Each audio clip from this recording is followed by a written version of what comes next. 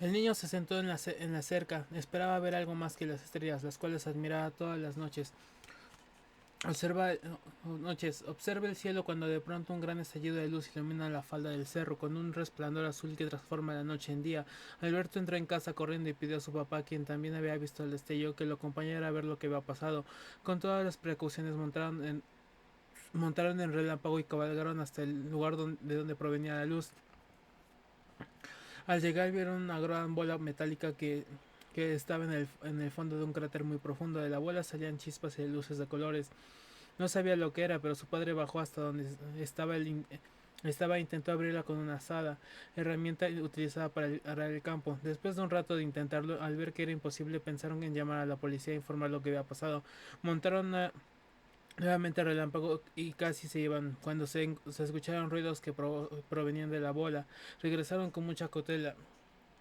Estaban muy cerca cuando escucharon el ruido de una puerta y vieron como un pequeño ser con los brazos muy largos, muy flacos y con una cabeza muy grande salía de la bola luminosa. Primero se espantaron, pero pensaron que estaba herido y él y necesitaba ayuda, pues acababa de chocar, así que se acercaron a él y le ayudaron a bajar de su nave.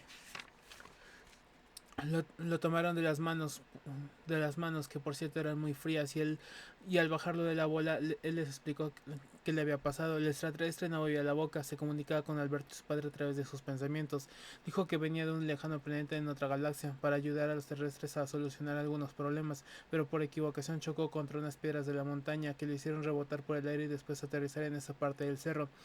Les contó que había intentado comunicarse con otras naves para que no se preocupara que llegaría más tarde, pero que su equipo de transmisión se había roto en el impacto y no podía comunicarse con nadie de su especie. Además les explicó que su tecnología era muy avanzada, que la nave se repararía sola, que solo esperaban un tiempo, así que muy pronto recobraría sus funciones y él podría seguir su camino.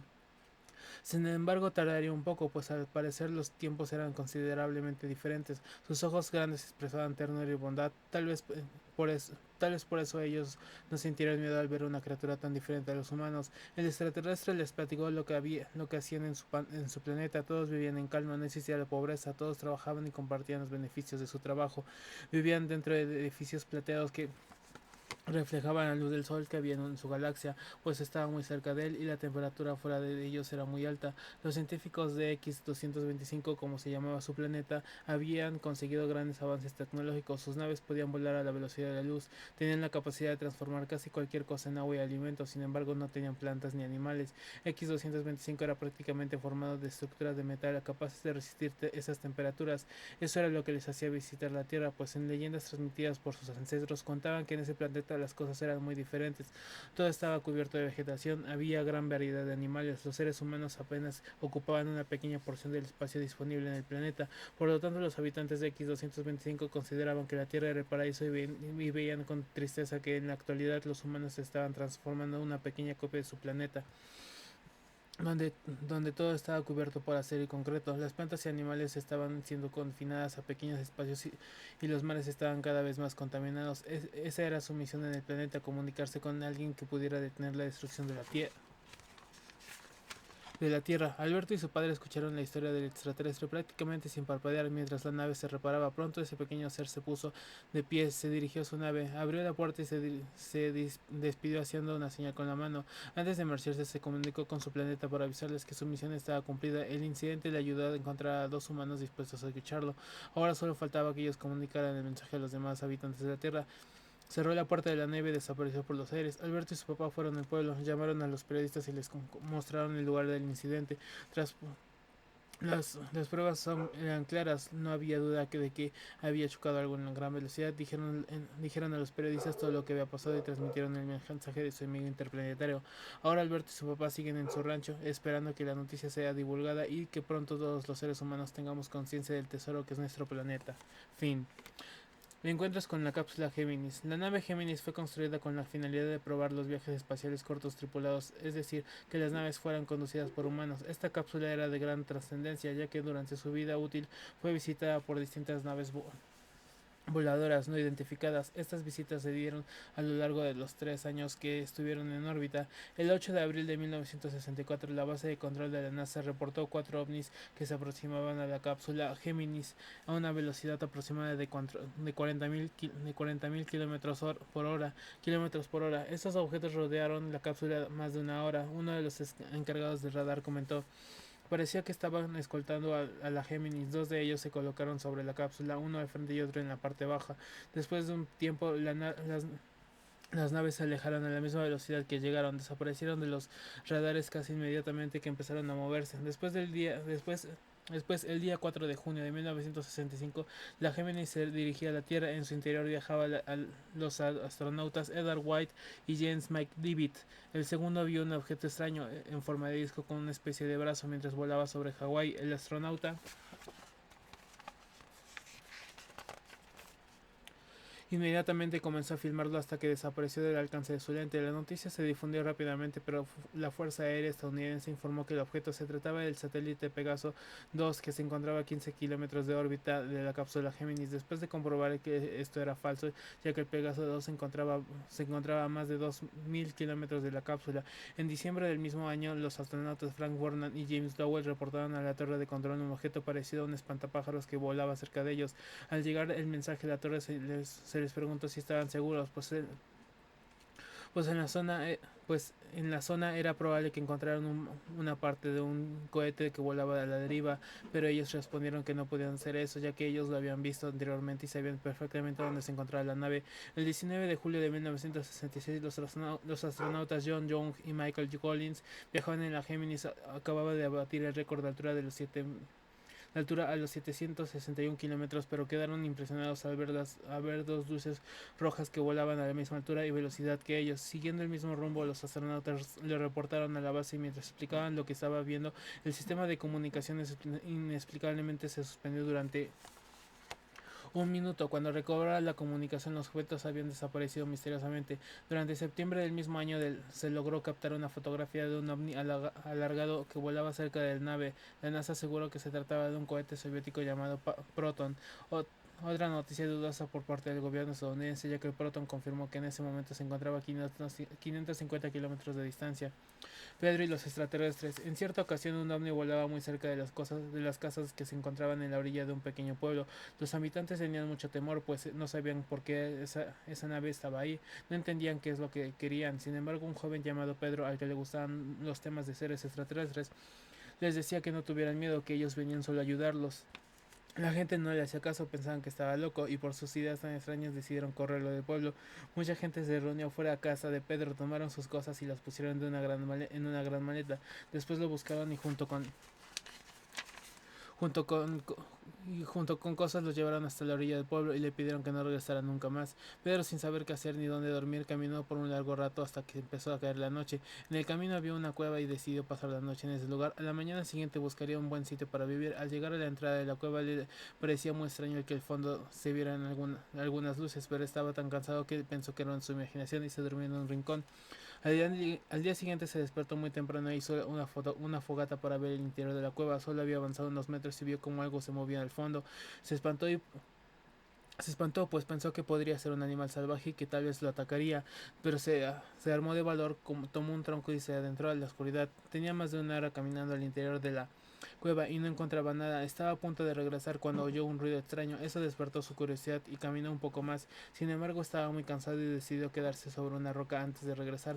Pero qué sorpresa, en cuanto tocó la piedra se abrió una especie de puerta. ¿A dónde llevará este túnel?, se preguntó, y al momento decidió investigar. Al dar algunos pasos tuvo que dar la vuelta en una esquina y ahí se quedó totalmente sorprendido por lo que veía. No lo podía creer, nunca había visto algo así.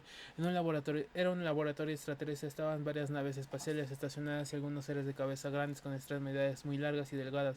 Parecían revisarlas y limpiarlas. Había naves de distintos tamaños y formas, unas eran triangulares o circulares y otras parecían un tubo con luces, pero todas eran impresionantes. De inmediato pensé en regresar al pueblo y y decirles lo que había visto, pero recordó el motivo por el cual lo corrieron. Pensó que esta vez no sería diferente, así que decidió aventurarse un poco más y acercarse a las naves. Se agachó y comenzó a caminar en cuclillas para que no lo vieran los extraños seres. Ya había visto todas las naves por fuera, les había tocado, por cierto, se dio cuenta de que estaban muy frías, parecían de hielo, las luces nunca se apagaban, siempre estaban destellando y en momentos unas brillaban más que otras. Su curiosidad fue mucho y movido por esta, quiso entrar a una nave para saber cómo era, así que se acercó a la más pequeña y entró por una puerta. Apenas cabía, pero eso no impidió que entrara a conocerla. Fue impresionante lo que vio, pues había un pequeño asiento rodeado de aparatos con finalidad de botones y palancas, pero lo que más le sorprendió es que no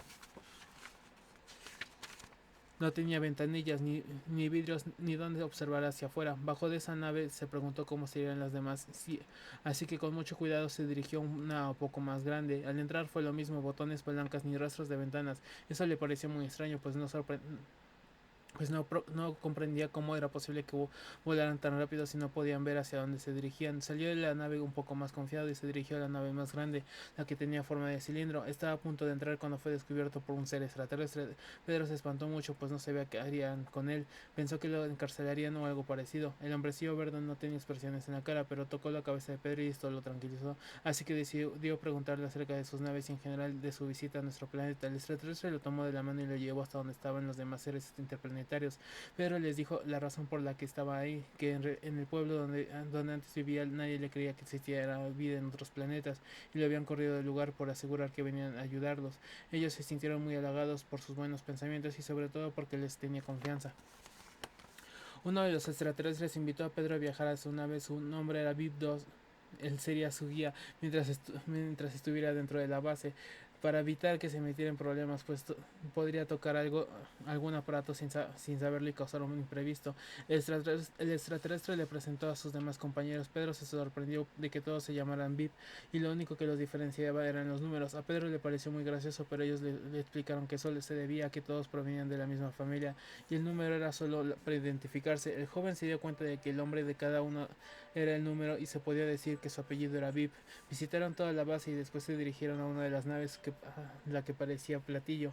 Subieron por una escalera llena de luces y cuando llegaron arriba esta solo desapareció, se cerró la puerta y todos los aparatos se encendieron sin tener que apretar ningún botón ni nada por el estilo.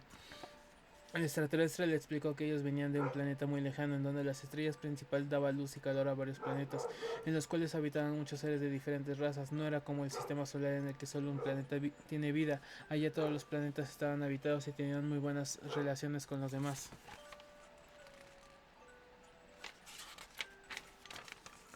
Ellos no sabían nada de guerras ni conflictos, pues cada quien hacía lo que le correspondía y no intentaba quitarle a otros sus cosas. Todos hacían su trabajo y nunca peleaban entre sí, y no se enojaban ni tenían sentimientos negativos. Todo se resolvía platicando. Pedro no había sentido que la nave se moviera, pero el ser le dijo que ya estaba volando. Pedro preguntó cómo era posible que la nave viajara si no veía por dónde iba. El ser le dijo que sí veían.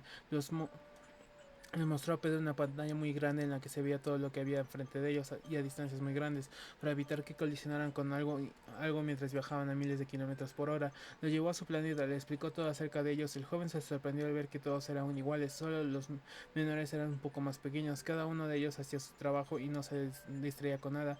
Las calles estaban limpias, no había contaminación y los vehículos se movían con luz, no necesitaban combustible. Decidieron regresar a la Tierra y Pedro le pidió un último favor al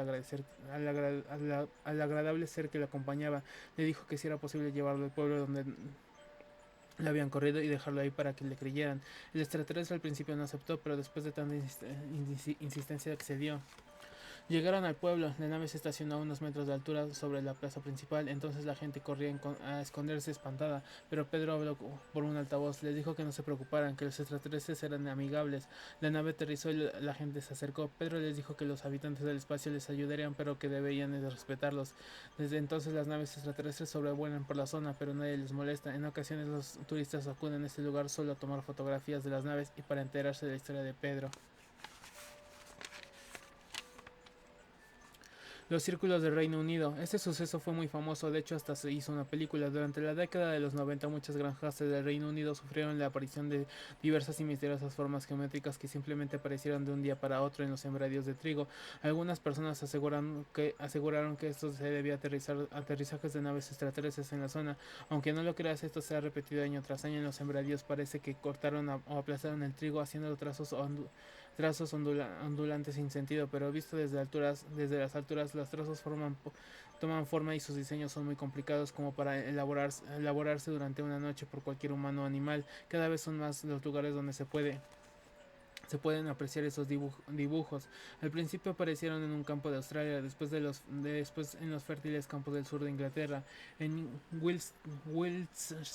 Wiltshire, Hampshire y Salisbury, entre otros lugares. Años después, dos personas aseguraban que ellos eran los autores de estas obras, pero no pudieron realizar los mismos diseños y quedaron como charlatanes. Por eso nadie puede explicar el verdadero origen de tales círculos y por el tiempo en el que son hechos. Se podría decir que casi es imposible para un grupo de personas realizar estas figuras, ya que aparecen de un día para otro, sin hacer ruidos extraños y sin usar maquinarias. Al mismo tiempo que aparecen estas extrañas figuras en los campos de cultivo del Reino Unido, en algunos lagos y ríos de la zona han aparecido círculos de hielo durante las madrugadas. Esto desconcierta totalmente a la población, ya que los lugares donde se aparecen no tienen la temperatura necesaria para congelar el agua y menos círculos tan perfectos. Hasta la fecha hasta la fecha ninguno de esos fenómenos tienen una explicación lógica para nosotros, pero con seguridad fueron fabricados con algún fin. El problema es que no sabemos cuál es. Mientras tanto existirán personas que se dedicarán a investigar estos fenómenos, intentando descifrar el verdadero motivo por el cual fueron hechos. Luis y Guillermo. En una pequeña ciudad del norte de México vivía Guillermo, un niño muy inteligente, pero siempre discutía con su hermano menor llamado Luis, pues Luisito era un seguidor de todos los temas relacionados con extraterrestres y ovnis, mientras Guillermo aseguraba que nada de eso existía. Una tarde Guillermo entró al cuarto de su hermano para hacerle una broma, pero sobre la cama había un libro de extraterrestres. La portada era muy llamativa, así que lo tomó y pensó que no tendría nada de malo leer un poco mientras su hermano no estaba. Empezó por hojearlo dentro de la recámara de Luis. El libro tenía ilustraciones muy padres de unos seres muy delgados con la cabeza y los ojos grandes. Sus brazos eran tan largos que parecían las ramas de un árbol y vestían trajes plateados. Guillermo pensó que estos seres solo podían existir en las películas de ciencia ficción y se burló de lo que veía. Sin embargo, Guillermo leyó el libro, se reía de todo lo que ahí decía, pero estaba tan entretenido que no se dio cuenta de cuando llegó su hermano. Luis molesto le reclamó que hubiera entrado a su cuarto sin su permiso, sobre todo que ahí haya tomado sus libros sin avisar. Guillermo se sintió atrapado, así que pidió disculpas y salió del cuarto de su hermano muy apenado, y a pesar de que no creía nada de lo que decía el libro, se quedó con la tentación de seguir viendo los graciosos seres y de leer las explicaciones que decían y de dónde venían y qué hacían en ese planeta.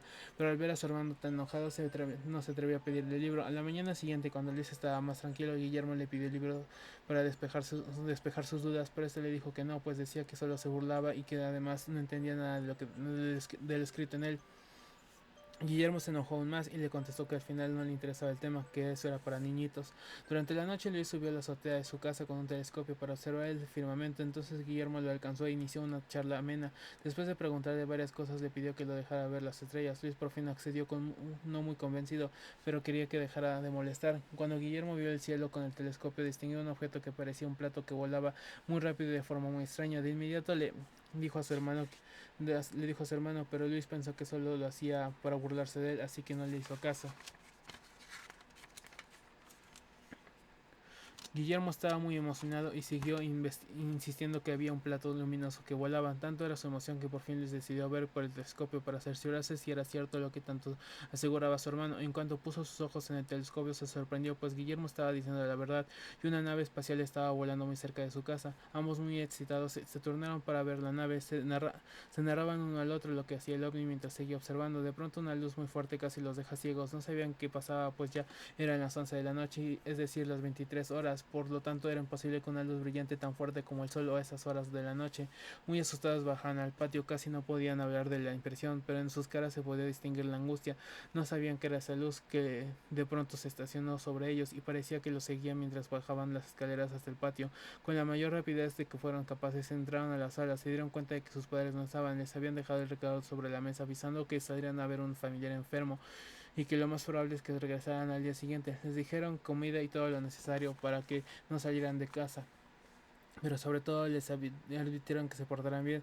Los niños se espantaron aún más, pues ahora quizá los protegí, ahora quien los protegería de la luz que los perseguía. La luz seguía fuera de su casa, así que se fueron a esconder a la recámara de Luis y se metieron debajo de la cama. Ahí esperaron hasta que la luz se fuera.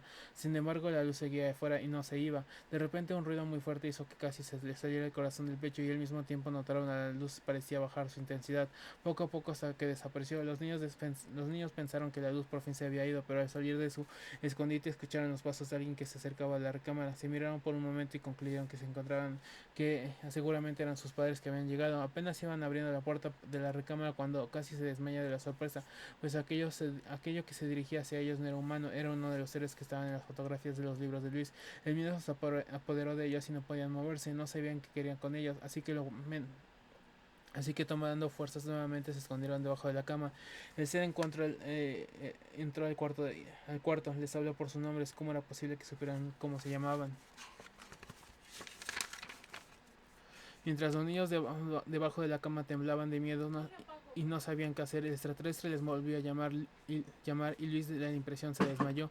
Entonces Guillermo tomó valor pues él, como el hermano mayor, tenía que proteger a su hermano. Salió de su escondite y dijo: ¿qué busca o qué quieren? Por favor, no nos haga daño, nosotros somos personas buenas. El extraterrestre lo observó en silencio y con voz muy suave le contestó que no les haría nada malo, que solo estaba ahí para que él supiera que la vida de otros planetas en otros planetas sí existen. Guillermo extrañamente se tranquilizó tanto que empezó a platicar con el extraño ser. Él le dijo que tenía tiempo observando a su familia, pues se había dado cuenta de que era una familia ejemplar, pues, porque se llevaban muy bien y siempre ayudaban a los demás. Esta conducta era muy interesante para los extraterrestres, pues casi todas las familias que habían observado las cosas eran al revés. También le dijo que si no le molestaba seguirían en contacto para informar de los cambios que habían en el planeta y ellos pudieran seguir ayudando a los demás habitantes de la Tierra. Guillermo se sintió muy bien con lo que le decía el ser y por supuesto aceptó la propuesta, pero tenía una pregunta: ¿cómo puedo informar a mi hermano para que hagamos los trabajos juntos? Su nuevo amigo le dio una piedra muy hermosa que brillaba. Le dijo que cuando él despertara le platicara lo que había pasado y le diera la piedra, que le entendería. Una vez que terminó de hablar, el ser simplemente desapareció. Guillermo esperó que su hermano se recuperara y cuando por fin despertó le contó todo, le entregó la piedra y en ese momento comenzó a brillar muy fuerte. Luis le dijo a Guillermo que esa visita había sido por su causa, pero no por no por no creer lo que sus libros decían. Guillermo aceptó humildemente que estaba equivocado, pero que a partir de ahora investigarían juntos acerca del tema. Así, cuando los hermanos recibían información, le comunicaban a la gente las cosas que podían ser de utilidad para todos.